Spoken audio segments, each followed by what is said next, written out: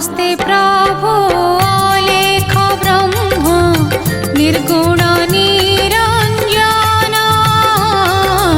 महाशून्य रे तव विश्राम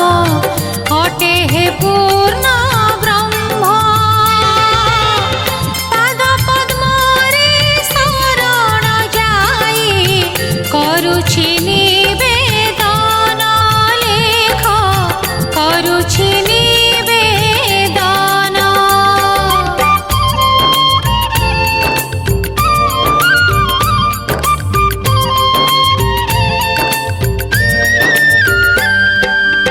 कोटि स्तुति कोटि मिनति साष्टांगे प्रणिपात कोटि स्तुति कोटि